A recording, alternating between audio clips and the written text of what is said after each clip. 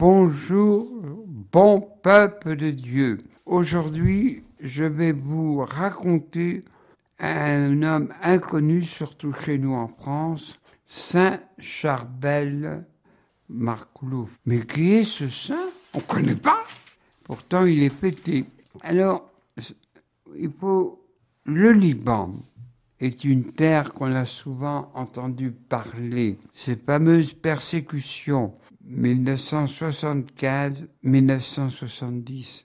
Et en plus, il y a peu de temps, il y a 2 ans, 3 ans, ça passe vite, ont explosé les rapines de pétrole et Beyrouth était dans l'épreuve la plus grande. Mais il n'y a pas que ça dans ce pays. C'est un pays d'ermites, de moines, vivant dans les hautes montagnes, et particulièrement un saint qui a plus ou moins fondé cette église, Saint Maron. Et bien sûr, Charbel est entré dans ce monastère. Un autre grand saint ermite, Saint Antoine le Grand, qui a passé sa vie de désert en désert égyptien. Mais qui es-tu, Charbel?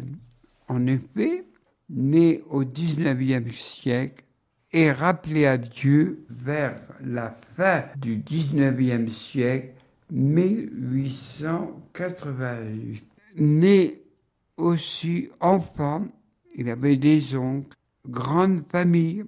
Cependant, on avait remarqué chez lui que c'était un homme attiré par la prière. Il faisait bien son travail de la terre.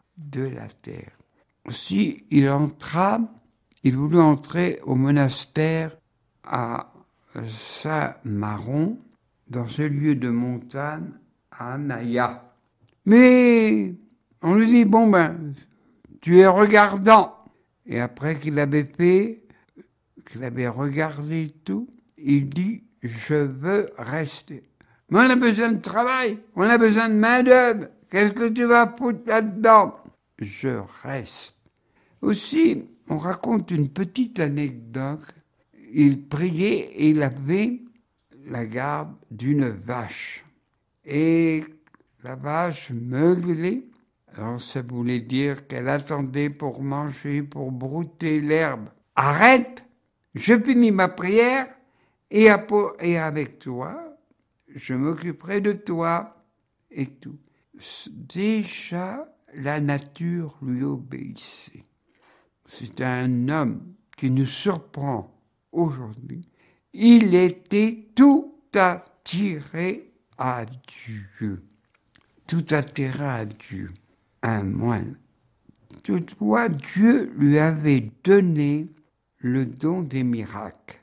Par exemple, il faisait un beau signe de croix, pas un signe de croix comme on fait à la rapide et que ça ne se voit pas, un beau signe de croix. Et il avait aussi la vision des âmes. Et quand il faisait un beau signe de croix, tout en priant, les âmes étaient délivrées. Les gens montaient. On allait voir le prieur car on ne pouvait pas voir une personne sans autorisation. Menait une vie monastique très dure, un peu semblable comme les Chartreux dans la province du Dauphiné. On se couchait tôt et on se levait tôt à minuit. Le temps était partagé par la prière et le travail. Mais il était un homme humble. Il travaillait avec les ouvriers sans avoir un signe distinctif. Et des fois, il faisait tellement pitié, on lui dit, mais veux-tu manger quelque chose? Non.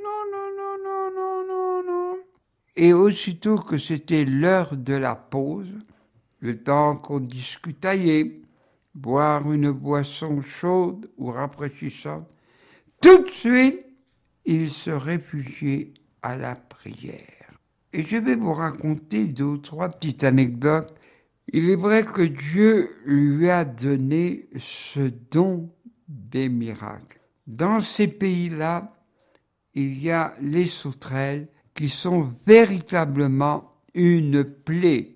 Rappelez-vous, si vous avez étudié les 10 commandements de Dieu, Moïse, et les fameuses 10 plaies d'Égypte, quand il y avait un essaim, j'étais par milliers de sauterelles, elles dévoraient toutes les feuillages. Et on appelle vite, vite, vite les sauterelles.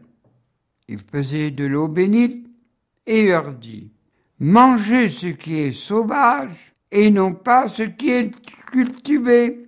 Et elles obéissent. Où il était dans ce monastère, c'était une altitude de 1300 en mètres d'altitude. Mais on imagine que le Liban a les mêmes températures que chez nous en France ou ailleurs. L'hiver froid, la neige tombée et aussi les étés chauds. Qu'il fasse froid, qu'il fasse chaud, il était toujours le même à travailler. Et on a remarqué de lui que c'était un travailleur. Son travail, c'était de bien faire ce qu'il faisait. Bien. Tandis que nous, on aurait tendance à dire, bon, je te fais comme ça, je peux. Non. Mais, et ce qui nous avait surpris, bien sûr, il était prêtre et on avait remarqué son érudition, son savoir. Oh, il ne s'en vantait pas, mais il avait le don, quand quelqu'un voulait se confesser ou lui parler, on s'en retournait courageux, réconforté, pour éviter encore de tomber. On raconte une chose, car nous on a du mal à y penser. À l'époque, on lisait la Bible sans la lumière électrique, mais avec une mèche à l'huile et une carafe de verre. Et un jour, c'était le cuisinier qui distribuait l'huile. « Oh, tu nous fais suer, toujours avec de l'huile !» Mais il lui a joué un tour. Il met de l'eau dans cette carafe de verre et on passe vers minuit dans sa cellule. « Mais qu'est-ce qui se passe, Charbel ? Tu n'as pas éteint les lumières, il faut faire des économies. » Il ne dit rien, il ne se justifia pas. Et on fait une petite enquête facile. Le cuisinier dit, « Eh bien, comme il m'a agacé, j'ai mis de l'eau dans cette carafe, mais c'est vraiment ce qu'on appelle aujourd'hui le miracle de la chandelle. » Dieu lui avait donné des dons, car à cette époque du 19e siècle, une maladie qui était courante, mais qui emportait vite les gens de cette maladie, la typhoïde, on appelait même la fièvre typhoïde. Et beaucoup de gens mouraient, comme au Liban, comme chez nous en Europe. Aussi, il a même ressuscité des morts. Et bien sûr, c'est un homme qu'on a du mal à comprendre. Charbel, comme d'autres grands ermites que nous ne connaissons pas, particulièrement Saint Maron du IVe siècle, tous ces saints ermites désertiques maintiennent l'existence du Liban. Qu'est-ce que vous voulez dire ? Le Liban, c'est un pays de grand passage, toujours envahi, recevoir les émigrés des autres pays en guerre, et même ça dépassait sa capacité, 1 million de réfugiés en peu de temps. Bien sûr, on parle beaucoup des réfugiés, mais le Liban est un petit pays. Et bien sûr, il est rappelé à Dieu et mystérieusement enterré, comme c'était la coutume de l'époque, eh bien, il dégageait un parfum. Et le plus grand miracle de dégager le parfum, c'est que autant les musulmans, autant les chrétiens priaient sur sa tombe. Quel bel exemple d'unité. Tous les 22 de chaque mois, il y a des pèlerinages et les gens vont à pied. Et ce n'est pas loin de Beyrouth. Et le pape Paul VI a canonisé ce grand saint, Saint Charbel Marcoulf, vers les années 1967.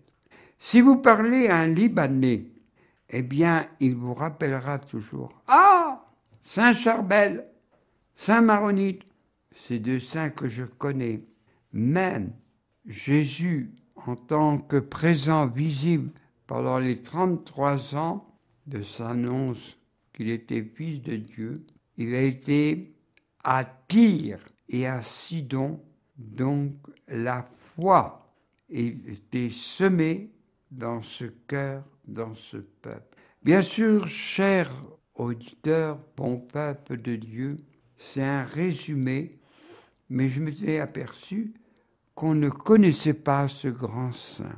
Si on peut dire de lui, cet homme, ce religieux, imitait Jésus. Et ce qui nous surprend aujourd'hui, il était détaché de tout ce qui est les biens de la terre. Pour lui, Dieu, le premier à être adoré. Bien sûr, quand on lit sa vie, oh là là, impossible.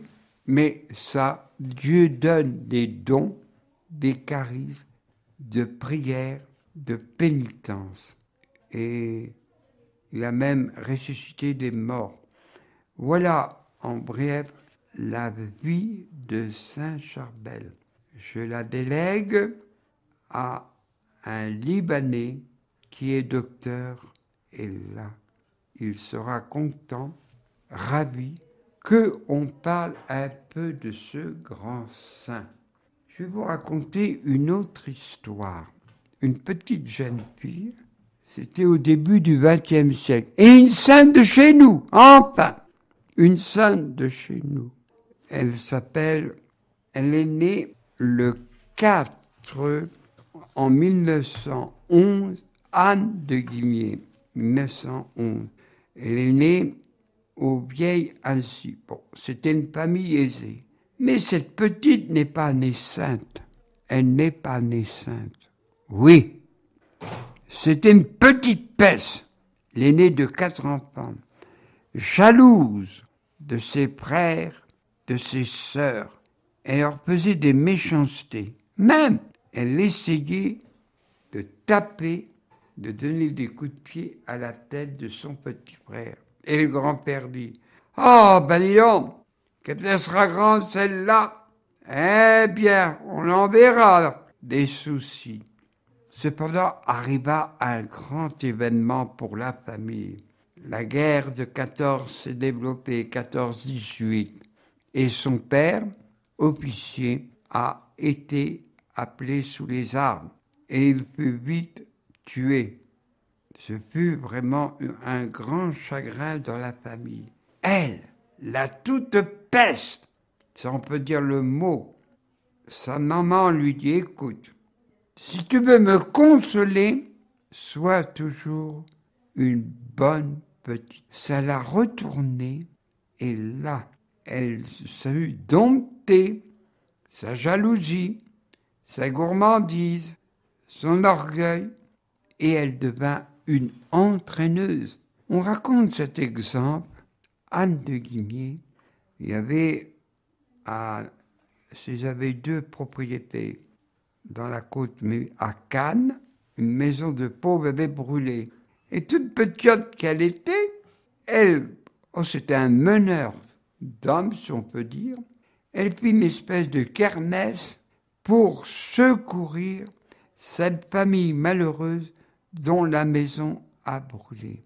Elle grandissait en sainteté et à son âge, eh bien, elle communiait, ce qui était très rare à l'époque, très très rare, et elle mourut de maladie et elle était entourée de religieuses comme c'était à l'époque dans les hôpitaux de France. Alors mon ange, tu veux partir? Ah oui, Eh bien, que les anges t'accompagnent, la petite Anne de Guigné. Elle est vénérée surtout à Cannes. Bien sûr, on connaît Cannes pour les festivals de cinéma, mais cette petite morte, rappelée à Dieu à l'âge de 11. Voilà, cher, bon peuple de Dieu, 2 histoires. Et la vie des jeunes enfants, il y en a plus qu'on ne le croit.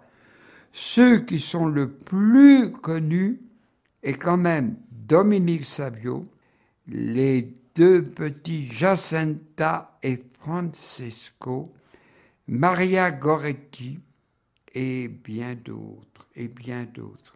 On peut se dire à la fin de ce récit historique et vrai, le pape Jean-Paul II disait dans ses prières « Dieu Tout-Puissant, évite-nous les conflits nucléaires. Nous sommes aujourd'hui à la pointe d'une guerre, mais, bon peuple, prions, n'ayons pas peur de prier, soit en famille, soit seul, ou soit à l'église. Dieu peut arrêter ce conflit. Aussi, on dit, la révélation, comme je l'ai rappelé, par la raison, on peut savoir qu'il y a un Dieu, une intelligence première qui existe. Après, Dieu s'est révélé à Moïse en disant « Je suis celui qui suis, le tout autre, que votre intelligence ne pas enfermer. » Et à travers les textes bibliques, surtout à travers l'Évangile, Dieu est Père, il est notre Père. Voilà, merci encore et que Dieu nous protège, nous guide. Voilà, bon peuple de Dieu.